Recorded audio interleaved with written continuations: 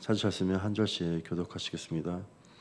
사람들 사이에 시비가 생겨 재판을 청하면 재판장은 그들을 재판하여 의인은 의롭다 하고 악인은 정죄할 것이며 재판장은 그를 엎드리게 하고 그 앞에서 그의 죄를 따라 수를 맞추어 때리게 하라. 40가지는 때리려니와 그것을 넘기지는 못할지니 만일 그것을 넘겨 매를 지나치게 때리면 내가 내 형제를 경히 여기는 것이 될까 하노라. 곡식 떠는 소에게 망을 심으지 말지니라. 형제들이 함께 사는데 그 중 하나가 죽고 아들이 없거든 그 죽은 자의 아내는 나가서 타인에게 시집가지 말 것이요 그 남편의 형제가 그에게로 들어가서 그를 맞이하여 아내로 삼아 그의 남편의 형제된 의무를 그에게 다 행할 것이요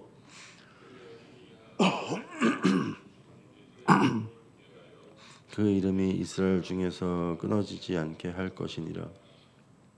그러나 그 사람이 만일 그 형제의 아내를 맞이하기를 즐겨하지 아니하면 그 형제의 아내는 그 성문으로 장로들에게로 나아가서 말하기를 내 남편의 형제가 그의 형제의 이름을 이스라엘 중에 잊기를 싫어하여 남편의 형제된 의무를 내게 행하지 아니하나이다 할 것이요 장로들은 그를 불러다가 말할 것이며 그가 이미 정한 뜻대로 말하기를 내가 그 여자를 맞이하기를 즐겨하지 아니하노라 하며 그의 형제의 아내가 장로들 앞에서 그에게 나아가서 그의 발에서 신을 벗기고 그의 얼굴에 침을 뱉으며 이르기를 그의 형제의 집을 세우기를 즐겨 아니하는 자에게는 이같이 할 것이라 하고 이스라엘 중에서 그의 이름을 신벗음 받은 자의 집이라 부를 것이니라. 두 사람이 서로 싸울 때에 한 사람의 아내가 그 치는 자의 손에서 그의 남편을 구하려 하여 가까이 가서 손을 벌려 그 사람의 음낭을 잡거든 너희 내 손을 찍어버리고 내 눈이 그를 불쌍히 여기지 말지니라. 너는 내 주머니에 두 종류의 저울추 곧 큰 것과 작은 것을 넣지 말 것이며 내 집에 두 종류의 되 곧 큰 것과 작은 것을 두지 말 것이요 오직 온전하고 공정한 저울추를 두며 온전하고 공정한 되를 둘 것이라. 그리하면 내 하나님 여호와께서 내게 주시는 땅에서 내 날이 길리라. 이런 일들을 행하는 모든 자 악을 행하는 모든 자는 내 하나님 여호와 가증한 자니라. 너희는 애굽에서 나오는 길에 아말렉에 내가 행한 길을 기억하라. 너를 길에서 만나 내가 피곤할 때에 내 뒤에 떨어진 약한 자들을 쳤고 하나님을 두려워하지 아니하느니라. 그러므로 함께 읽겠습니다. 그러므로 내 하나님 여호와께서 내게 기업으로 주어 차지하게 하시는 땅에서 내 하나님 여호와께서 사방에 있는 모든 적군으로부터 내게 안식을 주실 때 너는 천하에서 아말렉에 대한 기억을 지워버리라. 너는 잃지 말지니라. 아멘.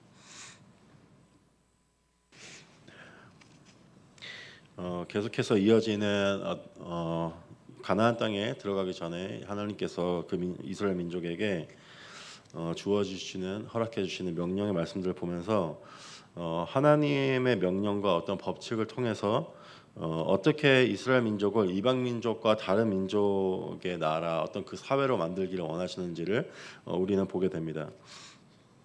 율법을 읽고 묵상하면서 하나님이 이루시기 원하셨던 것이 어떤 사회적인 어떤 큰 틀과 어떤 법만이 아니라 그 안에 있는 사람들과의 온전한 올바른 관계였음을 우리는 또한 보게 됩니다. 우리는 많은 경우에 옳고 그름과 눈에 보이는 어떤 크고 중요한 것에만 신경을 쓰게 될 때 어떤 사람에 대한 어떤 긍휼의 마음을 잃어버리는 내 자신을 발견하게 됩니다. 오늘 본문을 통해 올바른 사회를 만들기 위해 공의와 정의를 지키는 것뿐만이 아니라 한 영혼을 귀히 여기는 어떤 긍휼의 공동체가 되기 원하시는 하나님의 뜻과 어떤 그 가슴을 우리가 함께 살펴보기를 원합니다. 오늘 본문 말씀에서 사람들 사이에서 시비가 생겨 재판을 하게 될 때 옳고 그른 것을 가릴 것을 명령하시는 것을 보게 됩니다. 오늘 본문 말씀 1절에 의인은 의롭다 하고 악인은 정죄할 것이며 라고 말씀하시죠. 올바른 사회를 만들기 위해서 법이 존재하고 법을 있는 그대로 집행하는 것은 아주 중요한 부분일 것입니다. 법과 기준이 없으면은 사람들이 마음대로 행동을 하고 어떤 도덕적 기준이 사라지게 되고 그 사회는 쉽게 무너지기 때문이죠. 그렇기 때문에 질서 있는 공동체를 만들기 위해서 법대로 잘잘못을 가리는 것을 중요하게 여기시고 그것을 그대로 행하라고 말씀하시는 것을 우리는 보게 됩니다. 그리고 잘못한 만큼 벌을 받을 것을 말씀하시는 것을 보게 됩니다. 죄에 따라서 수를 맞추어 때리라고 명령을 하시는 것을 보게 되죠. 하지만 여기서 눈에 띄는 한 부분이 있습니다. 하나님께서 그 명령을 주실 때 잘못한 자를 잡아와서 매를 맞게 하되 40대 이상은 때리지 말라고 하시는 모습을 보게 됩니다. 그 이유에 대해서 이렇게 말씀하시는 거죠. 그 잘못한 자가 그 잘못한 것보다 더 매를 때려서 지나치게 때리게 될 경우에는 너희가 너희 형제를 경히 여기게 될 것이기 때문에 그렇게 되지 않도록 조심하라는 것입니다. 공동체와 사회와 그 가족 그 안에서 옳고 그른 것을 따지는 것은 아주 중요한 일입니다. 하지만 우리의 죄성으로 인해서 상대방이 잘못을 저질렀을 때 그 필요한 잘잘못을 따리다가 상대방을 필요 이상으로 비난하고 모함을 하고 그를 완전히 아주 나쁜 사람과 상종하지 못할 사람으로 만드는 어떤 프레임을 우리가 씌우는 것을 우리 자신을 통해 발견하게 됩니다. 그에게 어떤 회복하기 힘든 사회 안에서 공동체에서 회복하기 힘든 상처를 주기도 하죠.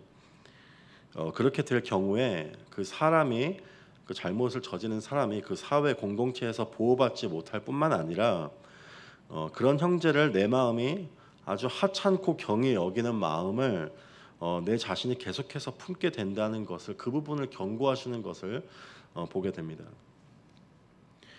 누가 잘못을 저질렀을 때 어떤 보호나 어떤 위로를 받을 자격이 없다고 생각하기 쉽습니다. 하지만 잘못을 저지른 자라도 그 또한 하나님이 아끼시는 것을 오늘 말씀을 통해 보게 됩니다.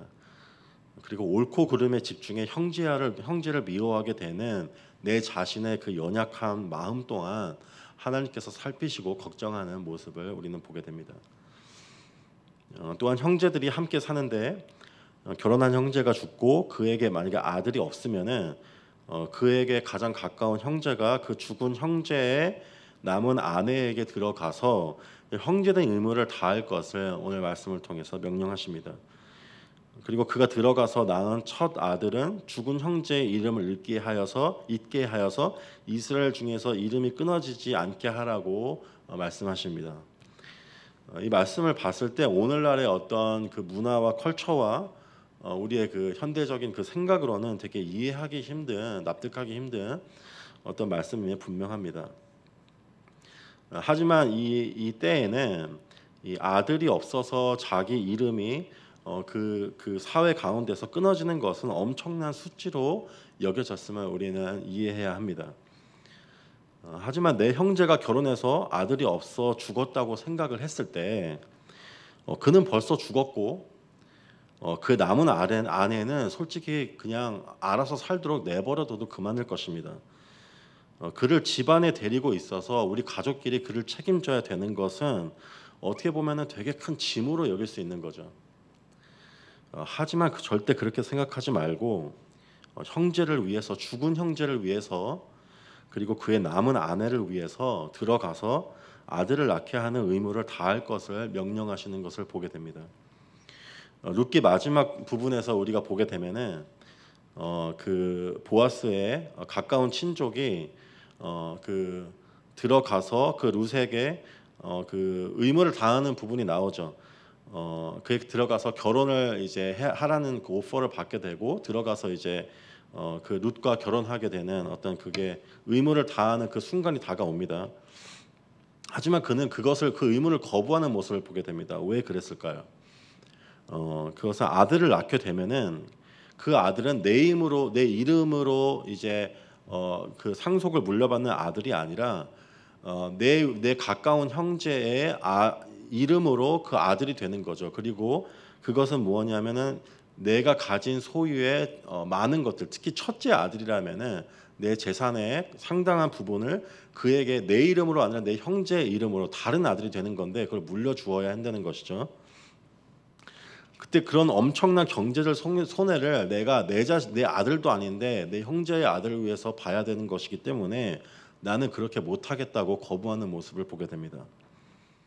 하지만 룻을 사랑한 보아스는 룻을 아내로 삼기 위해서 자발적으로 기꺼이 자신이 가지고 있는 것을 포기하고 희생하는 길을 선택하는 것을 우리는 보게 됩니다. 하나님이 원하시는, 하나님이 기뻐하시는 공동체는 누구 하나 낙오되는 보호받지 못하는 그런 공동체가 아니라 모두가 서로를 돌보고 서로를 위해서 내 것을 내어줌으로 희생하는 그런 공동체임을 우리는 보게 됩니다. 가끔은 하나님의 뜻에 순종하고 정말 아무도 돌보지 않는 그를 내가 돌보기 위해서 내가 그 값을 지불하고 그를 돌보기 위해서 그 큰 짐을 내가 직접 져야 할 수도 있습니다.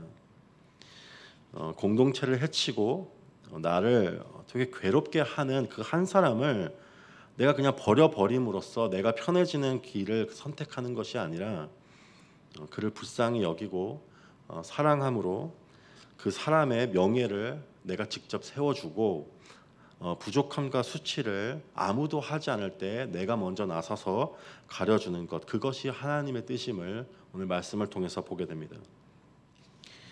마지막으로 하나님이 기뻐하시는 사회와 공동체는 욕심을 제하고 하나님을 의지하는 공동체임을 보게 됩니다. 오늘 말씀 본문에서 두 종류의 저울추와 두 종류의 되를 두지 말 것을 명령하시는 모습을 보게 됩니다. 물건을 사고 팔 때 두 종류의 저울추와 다른 종류의 되를 내가 가지고 있다는 것은 어떤 그 사람과 그 상황에 따라서 나에게 유익하게 계산을 해서 내 돈을 아끼고 남의 돈을 더 받아낼 수 있는 것을 의미하는 것일 것입니다. 하지만 그렇게 하지 말라고 말씀하시는 것을 보게 됩니다. 그 명령이 과연 그것이 정직하지 않기 때문에, 그것이 잘못됐기 때문에 그렇게 말씀하시는 것일까요? 어쩌면 우리가 다른 종류의 저울추를 가지고 있고 다른 종류의 되를 가지고 있다는 것은 어떤 내 거짓말로 솔직하지 않은 마음으로 스스로의 부를 축적하려고 하는 이유, 내 욕심 때문에 그런 것일 수도 있겠지만은 자신 스스로 무슨 일이 일어날지 모르는 미래를 대비하고 내 스스로의 안전을 지키기 위해서 거짓말을 해서라도 내 스스로를 지키기 위한 그런 마음 때문에 이제 그런 거짓말을 하는 길을 택하는 것일 것입니다. 내가 잘 되고 더 돈을 잘 벌 수 있는 어떤 편법과 지름길을 버리고 오직 하나님 앞에서 정직한 것을 따르고 옳은 것을 선택할 때 지금 당장 남들보다 부족한 삶을 살 수가 있습니다. 하지만 오늘 본문 말씀에서 15절 말씀에서 내가 그렇게 할 때 내게 주시는 땅에서 내 날이 길리라 하고 말씀하시는 것을 보게 됩니다. 그것은 하나님의 의로운 길, 정직한 길을 늘 택하는 자를 직접 보살피시고 먹이시고 입히실 뿐만 아니라 하나님을 내 스스로 내 능력과 내 거짓과 내 지혜를 의지해서 내 스스로 케어를 하는 것이 아니고 하나님을 의지하는 길을 택한 자를 늘 하나님과 함께 거하고 동행하도록 그를 책임지시고 그 길을 인도하시고 보호하신다는 것을 의미를 나타내는 것일 것입니다. 오늘 본문 말씀에 나오는 명령들을 보면은 이 모든 것들이 사실 지키기 쉬운 것이 하나가 없습니다. 인간의 본성을 거스리는 그런 명령이 대부분이기 때문이죠. 내 마음대로 사람을 대하고 내 마음대로 결정하고 본능을 따르는 그런 것들을 금하는 명령들입니다. 그렇기 때문에 이 명령들을 보면은 이게 따르는 것이 되게 힘들게 보일 수 있고 어떻게 보면 되게 번거롭게 여길 수가 있습니다. 하지만 그 명령의 말씀에 담긴 하나님의 선하심을 우리는 볼 수 있어야 합니다.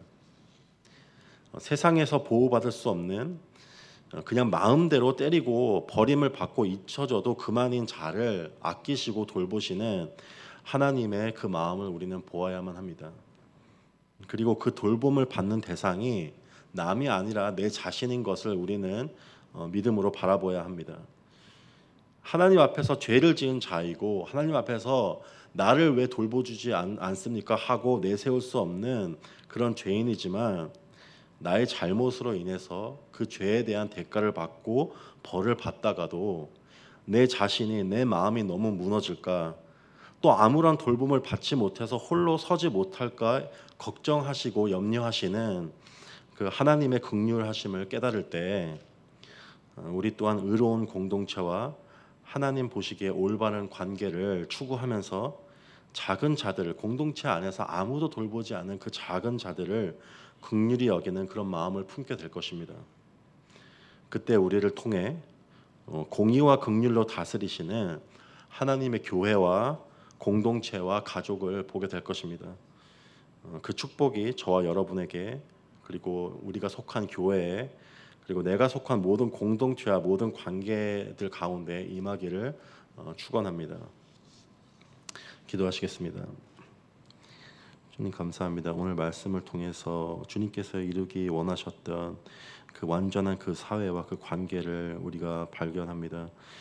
주님, 우리는 한쪽에 치우쳐서 주님의 뜻을 따르는 것이 오직 옳고 그른 것을 따지는 것이라고 생각하여 사람들의 마음에 우리가 원하지 않은 상처를 주고 또 그것을 내버려 두고 또 그것이 그들의 받기에 합당한 어떤 벌이라고 생각할 때가 있습니다. 하지만 주님, 공의의 하나님, 의로운 하나님이 우리를 심판하시는 가운데 우리를 향한 그 긍휼의 마음으로 긍휼의 눈빛으로 우리를 계속해서 바라보시는 그 사실을 우리가 깨닫게 하여 주시옵소서. 그럴 때 우리 가운데 있는 아무도 돌볼 수 없는 또 그 잘못으로 인해서 그것을 더 큰 벌을 받기에 합당하다고 여기는 그 작은 자를 내가 먼저 나아가 손을 건네고 그를 세워주고 그의 부족함을 사랑으로 덮는 그런 아름다운 공동체를 내가 먼저 만드는 데 앞장설 수 있도록 주님 저희를 인도하여 주시고 사용하여 주시옵소서. 감사합니다. 예수님의 이름으로 기도드렸습니다. 아멘. 오늘 말씀 붙잡고 가져오신 기도